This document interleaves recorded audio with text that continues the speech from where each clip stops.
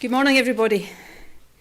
Before the end of this month, and very possibly as early as tomorrow, the Prime Minister will trigger Article 50 of the Lisbon Treaty, setting the United Kingdom on course to leave the EU in March 2019. It is important, therefore, for me to report now on the Scottish Government's attempts to find compromise with the UK Government and set out our plan to protect Scotland's interests. Right now, Scotland stands at a hugely important crossroads. We didn't choose to be in this position. In common with most people across the country, I wish that we weren't in this position. But we are, and the stakes are high, so we must have a plan for the way forward. For better or worse, depending on your point of view, the future of the UK looks very different today than it did 2 years ago.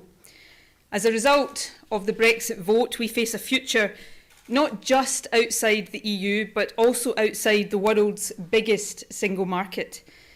In addition, the collapse of the Labour Party means that we face a prolonged period of uninterrupted and unchecked Conservative government at Westminster.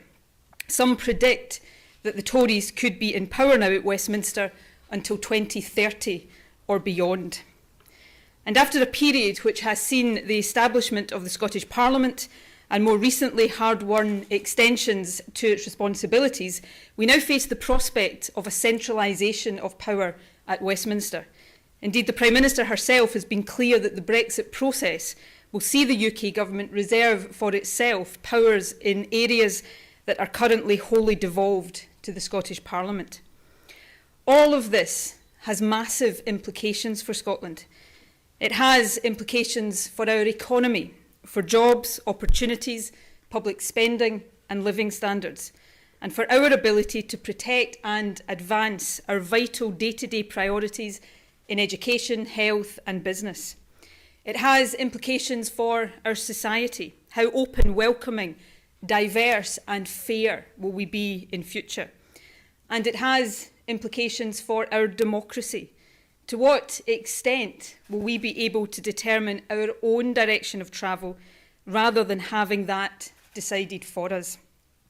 In short, it is not just our relationship with Europe that is at stake. What is at stake is the kind of country we will become. Now, at times of change and uncertainty, the instinct to do nothing and just hope for the best is understandable. But in my view, it is not the right one. At times like these, it is more important than ever to have a clear plan for the way ahead, to try as far as is possible to be in control of events and not just at the mercy of them. That is what I have always done. It is what I have tried to do since the day after the EU referendum last year, and it is what I am determined to continue to do. Since last June, my focus has been on trying to find an agreement with the UK Government, an agreement that would reconcile the UK-wide vote to leave the European Union with the Scottish vote to remain. I was encouraged in this approach by the Prime Minister's commitment last July to seek agreement with the devolved administrations on a UK-wide approach before triggering Article 50. The Scottish Government's paper, Scotland's Place in Europe, was published in good faith. Our proposals represent significant compromise on the part of the Scottish Government. We accepted that Scotland would leave the EU despite the 62% vote to remain, but we argued that the UK should either stay in the single market or seek an outcome that would allow Scotland to do so. And we set out how greater powers for the Scottish Parliament could help protect Scotland's interests in a post-Brexit landscape. Over the past few months, we have worked hard, really hard, to try to find agreement. The Prime Minister and her government have been given every opportunity to compromise. But today, as we stand, for all we know, on the eve of Article 50 being triggered, not only is there no UK-wide agreement on the way ahead, But the UK government has not moved even an inch in pursuit of compromise and agreement. Our efforts at compromise have instead been met with a brick wall of intransigence. UK membership of the single market was ruled out with no prior consultation with the Scottish Government or indeed with the other devolved administrations, leaving us facing not just Brexit, but a hard Brexit. There has been talk of special deals for the car industry and others, but a point-blank refusal to discuss in any meaningful way a differential approach for Scotland. And far from any prospect of significant new powers for the Scottish Parliament, the UK government is becoming ever more assertive in its intention to muscle in on the powers we already have. The language of partnership has gone completely. And there should, I think, be little doubt about this. If Scotland can be ignored on an issue as important as our membership of the EU and the single market, then it is clear that our voice and our interests can be ignored at any time and on any issue. That cannot be a secure basis on which to build a better Scotland. But it is where we stand today. Now let me stress, even at this late stage, I am not turning my back on further discussions should the UK government change its mind and decide that it is willing to agree to our compromise proposals. And in any event, I will do everything I possibly can to ensure that Scotland's interests are represented in the EU negotiations that lie ahead. But I cannot pretend to the Scottish people that a compromise agreement looks remotely likely, given the hardline response from the Prime Minister so far. That means I have to decide on the best plan to protect our interests now.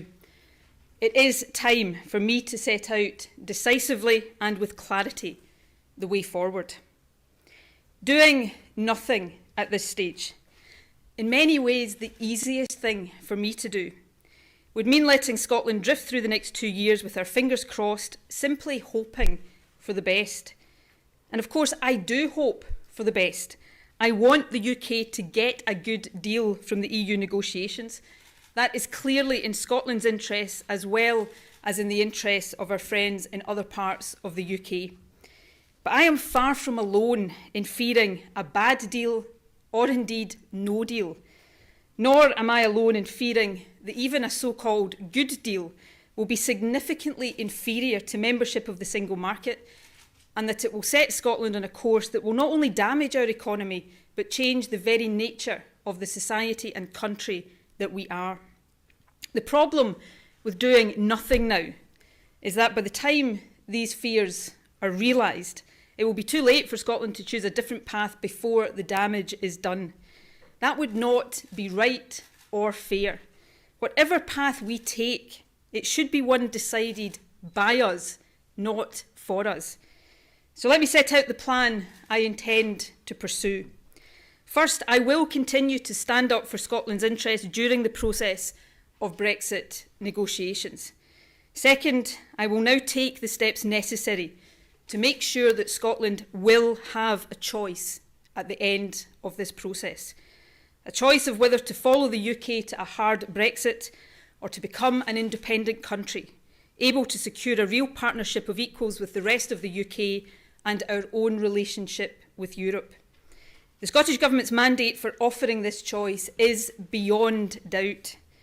Last year, we were elected with the highest share of the constituency vote won by any party in the history of devolution on a manifesto that said this: the Scottish Parliament should have the right to hold another referendum if there is a significant and material change in the circumstances that prevailed in 2014, such as Scotland being taken out of the EU against our will. These conditions have, of course, now been met. So I can confirm today that next week I will seek the authority of the Scottish Parliament to agree with the UK Government the details of a Section 30 order, the procedure that will enable the Scottish Parliament to legislate for an independence referendum. The UK Government was clear in 2014 that an independence referendum should, in their words, be made in Scotland by the people of Scotland. That is a principle that should be respected today. The detailed arrangements for a referendum, including its timing, must be for the Scottish Parliament to decide. However, in my view, it is important that Scotland is able to exercise the right to choose our own future at a time when the options are clearer than they are now, but before it is too late to decide our own path. Let me be clear what I mean by that. The timing of the Brexit negotiations are not, of course, within the control of the Scottish Government. However, we must plan on the basis of what we do know now. And what we know is that on the timetable set out by the Prime Minister, the shape of the Brexit deal will become clear in the autumn of next year, ahead of ratification votes by other EU countries. That is therefore the earliest point at which a referendum would be appropriate. However, it is just as important that we do not leave it too late to choose a different path in a timely way. If the UK leaves the EU without Scotland indicating beforehand, or at least within a short time after it, that we want a different relationship with Europe, we could face a lengthy period outside not just the EU but also the single market. And that would make the task of negotiating a different future much more difficult. These considerations lead me to the conclusion that if Scotland is to have a real choice, when the terms of Brexit are known, but before it is too late to choose our own course, then that choice must be offered between the autumn of next year, 2018, and the spring of 2019. The third important aspect of planning ahead is this. I have already said that by the time a choice comes to be made, there must be greater clarity about Brexit and its implications for us. It is just as important that there is clarity about the implications of independence, and there will be. We will be frank about the challenges we face and clear about the opportunities independence will give us to secure a relationship with Europe, build a stronger and more sustainable economy, and create a fairer society. Scotland's choice must be informed and up to date. There is a great deal of talk by all of us about mandates from the referendums in 2014 and 2016, and of course neither of these results can or should be dismissed. But the fact is they tell us only so much about the circumstances we find ourselves in now. In 2014, we didn't know that the UK would vote to leave the EU. Had we done so, it is likely that some, perhaps on both sides, would have come to a different decision. And in 2016, independence was not on the ballot paper. We cannot simply assume that because someone voted to remain in the EU, that they would vote yes for an independent Scotland.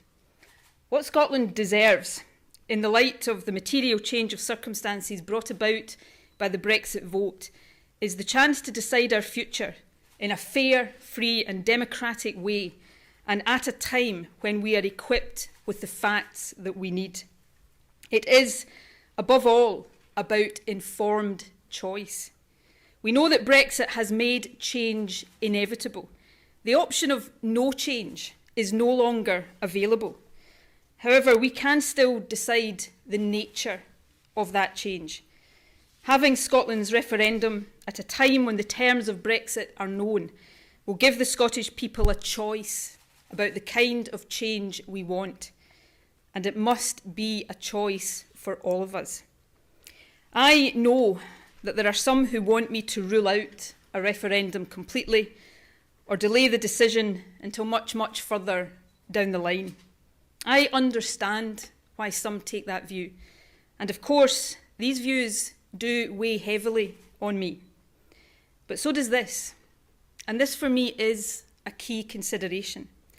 If I ruled out a referendum, I would be deciding, completely unilaterally, that Scotland will follow the UK to a hard Brexit come what may, no matter how damaging to our economy and our society it turns out to be. That should not be the decision of just one politician, not even the First Minister. By taking the steps I have set out today, I am ensuring that Scotland's future will be decided not just by me, the Scottish Government or the SNP. It will be decided by the people of Scotland. It will be Scotland's choice, and I trust the people to make that choice.